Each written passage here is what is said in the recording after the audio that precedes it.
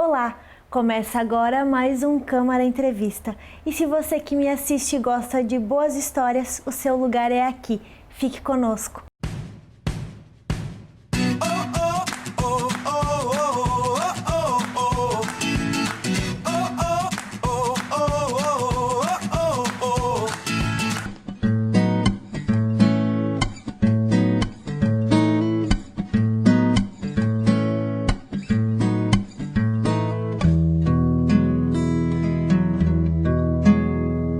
E no programa de hoje você conhece a história de uma estrela que veio lá de Nova Prata para brilhantar os palcos de Caxias do Sul. Zica Stockmans, seja muito bem-vinda ao nosso programa. É um imenso prazer tê-la aqui conosco. Muito obrigada, o prazer é todo meu mesmo. Zica, conta um pouquinho da tua trajetória para nós. O que te trouxe para os palcos? É interessante entender um pouquinho do começo dessa história, né? História de uma menina lá do interior, Nova Prata, uma cidade muito querida, mas onde a gente não conseguia ter nenhuma referência mais artística, enfim, principalmente ligada ao teatro, apesar de ser uma cidade que tem bastante desenvolvimento na dança e música e outras coisas. Enfim, chega um momento na vida, naquela época, que se a gente quisesse seguir uma carreira, ou seguir estudando, ou ter uma vida acadêmica, tinha que migrar. Então, a gente chegava mais ou menos aos 16, já sabia, já começava a pensar no vestibular em outras cidades, e aí se saía do ninho, tinha que voar. Tinha que sair da zona de conforto. Na marra, saía da zona de conforto. Eu me lembro que foi um período encantador, uma coisa, o mundo todo se desvendando, né, a partir daquele universo tão pequenininho e tão acolhedor, tão aconchegante que é a família, é a cidade de Natal e tal. Por outro lado, também um universo apavorante, porque também a cidade menorzinha também não oferece tantos desafios, né? Eu lembro que pegar um ônibus urbano era assim, que valia a um saltar de paraquedas, né? Numa aventura. Uma aventura, um aprendizado. Eu tinha feito 17 e assim, um mês depois saí de casa. Também hoje eu penso, que bom que foi assim, porque esses desafios fazem com que a gente cresça muitíssimo, crie uma independência, quebre a cara várias vezes, mas como parte do aprendizado. E isso, eu acho que isso construiu quem eu sou hoje, né? Foi a partir daí que eu comecei a construir a minha história de vida, em sair exatamente da zona de conforto. Zica, e tu te formaste em artes, né? Tu vieste pra cá, pra Caxias, pra estudar, tu deste aula por um período de 5 anos. Como é que foi essa experiência para ti? Então, já vinha de Nova Prata com minha formação era de magistério, eu já tinha escolhido ser prof. De alguma forma, acho que já tinha intuído que essa vocação, esse contato com as pessoas, começaria um aprendizado de uma troca muito intensa, que eu considero ainda primordial na minha vida. Eu não posso me afastar. Tem várias frentes com as quais eu trabalho, vou para o palco e tal, mas dar aula é a troca mais intensa sempre. Então, eu fiz a minha formação no magistério e vim para cá, para Caxias do Sul, para entrar na faculdade de artes, né? Na época até era a especialização escolhida foi desenho, nada a ver comigo hoje, né? Mas o teatro foi vindo junto de outras formas também. Quando eu já estava cursando artes, eu recebi um convite, eu e mais uma série de outras pessoas, para participar de um grupo de teatro.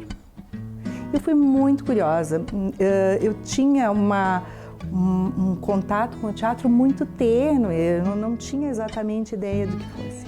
E o que essa oficina, o que esse trabalho causou em mim é que gerou a grande paixão. Momento de uma ainda adolescência, muitos conflitos, muitos desafios, isso não é o que acontece com a grande maioria das pessoas.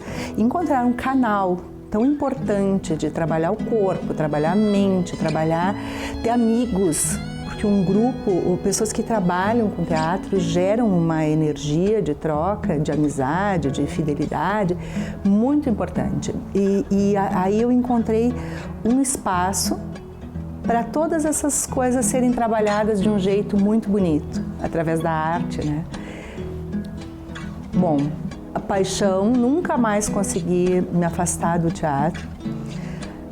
Primeiro como atriz e trabalhando junto à Faculdade de Artes, trabalhando no palco e aprendendo muito. O primeiro diretor foi o Décio Antunes, que veio de Porto Alegre e ficou com esse grupo que era do SESI, ou pelo menos ensaiava no SESI durante alguns anos. E depois o teatro foi se aproximando de outras formas, né? Então, juntando a qualidade ou essa formação de professora, então dando muita aula de teatro, trabalho corporal, e depois, sim, então, um trabalho mais aprofundado e que é de pesquisa até hoje, que eu priorizo e que é onde eu boto uma importância grande, que é no trabalho da atriz. E quando a gente fala atriz, às vezes, nossa, atriz, luz, brilho, é uma outra coisa. É um mergulho profundo lá dentro de si, para poder trazer um personagem genuíno, com toda a delicadeza que o público merece que a gente traga, e preciso menos para fora, menos a busca da luz, da fama, e sim um mergulho bem profundo. E acho que é só a maturidade que vem trazendo isso, né? Antes, sim, teve todo um encantamento, acho que teve fases que era assim, nossa, todo mundo conhece a gente, que lindo, aparece na imprensa, mas bacana, acho que faz parte, né? Vem no pacote, mas agora eu acho que a pesquisa é mais delicada e mais profunda, né? Então eu acho que é nessa fase que eu tô do trabalho. Zica, e como é que foi o primeiro personagem que tu interpretaste? Eu lembro agora, eu dei uma importância tão grande para aquilo, gente. Nós, neste primeiro grupo, que eu fui convidada a participar, nós montamos o Pulo do Gato, do Carlos Carvalho. Já começamos bem, não tinha ideia, né, da importância do texto e do autor na época e tal, mas penso que comecei bem. Só que eu fazia a Dona Yolanda, dona de uma padaria. E foi o primeiro personagem, jamais esquecerei, né? Uma senhora sisuda, na época eu bem jovem, então fazia todo um tipo, prendia o cabelo e tal. E não chegava nem perto de ser protagonista da história, e isso não tinha a menor importância. Era uma questão da equipe, né? Quando nós fazíamos tudo dar certo e quando as coisas não davam certo, era para todos. Então, Dona Yolanda, te marcou. O Gato foi muito bacana de fazer. E fora Dona Yolanda, teve algum personagem assim que tenha te marcado, que tenha mexido contigo? Olha, difícil o que não tenha mexido ou que não tenha provocado coisas, né? A menos que sejam trabalhos menores, enfim. Mas os espetáculos, aqueles que eu coloquei uma energia, e esse é importante, que a gente faça bem e tal, todos eles fizeram diferença. Porque eu sempre acho, isso não é uma teoria minha, enfim, que as personagens não são exatamente criadas. Elas são procuradas no nosso repertório. Então, dizer que uma coisa veio muito de longe, depois a gente vai complementando, vai colorindo, vai pesquisando, né? E aí sim vai compondo isso. Mas eu acho que a base, a raiz é uma coisa que já está. Ela já faz parte do repertório. Então, interpretar um novo personagem durante um período, a gente às vezes fica 4, 5 anos fazendo. Então, um mesmo espetáculo. E, então, ficar em contato com uma parte da gente durante tanto tempo, que foi uma parte que foi pensada, trabalhada, tem que olhar frente a frente como num espelho, encarar, sempre mexe, né? Não tem como não. Eu diria até que, em certo nível, até é meio terapêutico, porque porque a gente precisa realmente dar uma buscada em aspectos da gente, ficar de frente, discutir com eles, expor, né, e recolher isso. Então tem sempre um ganho, eu acho que tem sempre um ganho muito grande. E tem uma poesia nisso também, né? Zica, me conta um pouquinho sobre o teu monólogo Memórias de uma Solteirona. De onde veio a tua inspiração para dar vida a essa personagem? Me fala um pouquinho dela. Então, tem fatias das minhas experiências. Tem pesquisa, vamos dizer assim, da minha memória emotiva com as tias queridas, as vizinhas da casa da minha mãe, as conversas femininas que são tão maravilhosas entre amigas e, enfim, aí foi bem espontâneo esse processo, né? Eu tinha horas que eu ia até para um caderno e dizia assim, isso aqui é legal, um dia eu vou pôr num espetáculo, né? E ia fazendo anotações. Quando foi a hora de sentar e gerar esse texto, foi muito rápido. E eu pensei assim, era um momento que eu estava saindo do Navalha na Carne, que era um texto pesadíssimo. Cada vez que eu tinha que apresentar aquilo, assim, era um mergulho na tristeza e um universo pesado e tal. E disse, agora vamos deixar tudo isso de lado por um tempinho, né? Vamos fazer uma coisa bem leve. Vou colocar assim, não vou intelectualizar demais o trabalho, vou só fazer uma coisa que seja muito espontânea e tal. E ele veio vindo, assim, foi como uma colchinha de crochê, assim, foi indo ponto a ponto, pá, amarrou o texto, entramos na sala para experimentar as cenas. Teve um dos dias que eu pensei, eu aqui sozinha, esse não é um tipo de trabalho para ser feito só com direção e atriz. Aí num domingo eu convidei algumas atrizes amigas e eu lancei pedaços do texto e situações e elas improvisaram. Foi bem querido, muita coisa daí também eu botei para dentro do espetáculo, algumas marcações, algumas ideias que surgiram.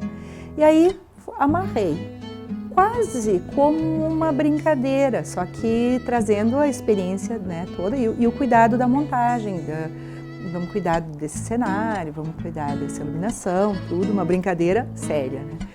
Nós tivemos 2 noites ali no Teatro São Carlos, que tem uma capacidade bastante grande, lotou. Tinha uma fila lá fora, o pessoal do teatro colocando cadeira, e eu, gente, era só uma peça, assim, pra...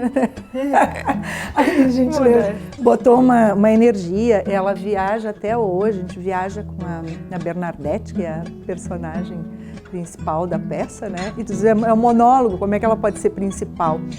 Porque neste monólogo, a Bernadette vem contando a história dela e ela fala de outras mulheres que fizeram parte da vida dela e essas mulheres vão aparecendo, né, na atriz. Então, são várias mulheres que aparecem aí, o lado cômico de todas elas, enfim. Né? Foi uma delícia de fazer, eu gosto até hoje de fazer.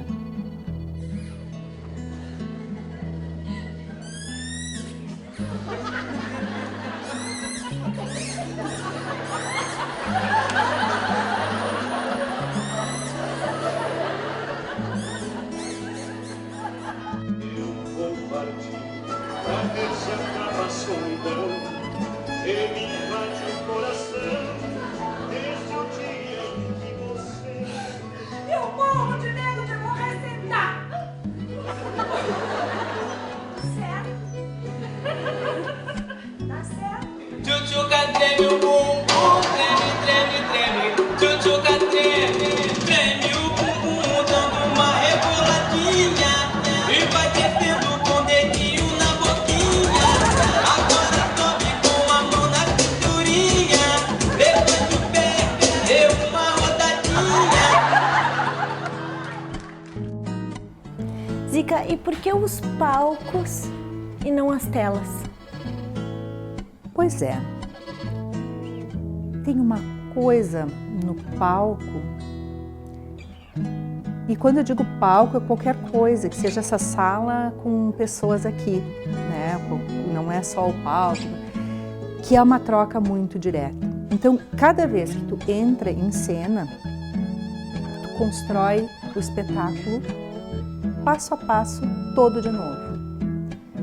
Porque tu vai sentindo os momentos com a plateia, cada plateia é diferente, ela vai te dando um retorno e tu constrói a cada momento uma nova situação ali, né? Às vezes tu tem que ir ajeitando, acomodando, elevando, acalmando a plateia, então tu tá regendo junto, como se fizesse fosse um grande organismo, todas aquelas pessoas que estão dentro da sala ou da rua, enfim, o que seja. E talvez eu não tenha tido esse encantamento com as telas, também não aprofundei. E também tenho curiosidade, acho que vai chegar uma hora que eu vou fazer o meu momento. Eu fiz alguns curtas, mas fui mais na intuição, não tinha um preparo maior para as telas. Também achei interessante, uma linguagem interessante. Uma coisa que eu brinco muito é assim, teatro dá muito trabalho, claro que fazer cinema deve dar trabalho também, mas eu digo assim, quando tu termina a tua obra com o teatro, tu guarda um monte de material que vai ter que sair contigo presencialmente a cada sessão. Eu tenho um pouco de inveja, né? Porque o cinema, quando tu fechou a obra, ela pode ir sem a tua presença, sem o material todo sendo carregado e tal. Todos os adereços. Eu acho que isso pode ter uma coisa interessante aí. Uma área que eu ainda não dediquei, não pesquisei tanto quanto gostaria. Um dia, quem sabe. Drama ou humor, o que tu preferes? Pode ser estranho dizer isso, mas eu não tenho uma preferência mesmo. Eu gosto de fazer as duas coisas e tudo que tiver, todas as nuances que tiver entre elas. O que acaba sendo mais gostoso ou menos de fazer é alguns espetáculos mais e outros menos. Por exemplo, eu tenho o Torto Seu Duplo, que é uma pesquisa que é mais densa, pesada, de um universo que talvez não seja tão feliz, agradável, enfim, mas que eu gosto muito de fazer. Talvez tanto quanto Memórias.